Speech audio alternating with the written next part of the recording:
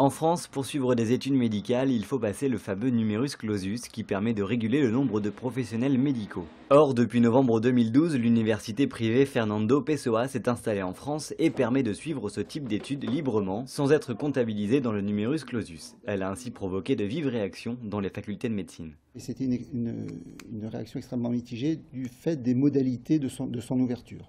En dehors de tout circuit réglementaire auquel sont astreints quand même des unités de formation pour des enseignements supérieurs. Le risque, c'est d'avoir une formation qui soit extrêmement différente de ce que, non pas dans les programmes, mais dans la qualité de l'enseignement et qu'elle s'écarte des obligations qui sont faites à l'ensemble des facultés.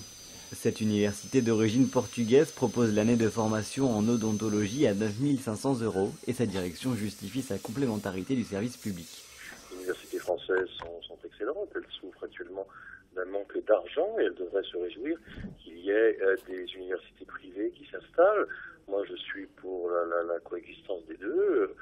Elles ne sont pas en concurrence. Pour la ministre de l'Enseignement supérieur, deux problèmes subsistent. L'Institut ne pourrait pas utiliser le nom d'université et les diplômes obtenus ne seraient pas reconnus en France. On ne sait pas du tout à quoi correspond leur formation et nous, ce qui nous inquiète, c'est que si ils exercent au même titre que nous plus tard, ils vont peut-être, ça peut nous décrédibiliser, quoi. Trop de médecins formés sans tenir compte du numerus clausus impliquerait une surreprésentation dentaire. La sécurité sociale pourrait alors ne plus pouvoir rembourser correctement les consultations.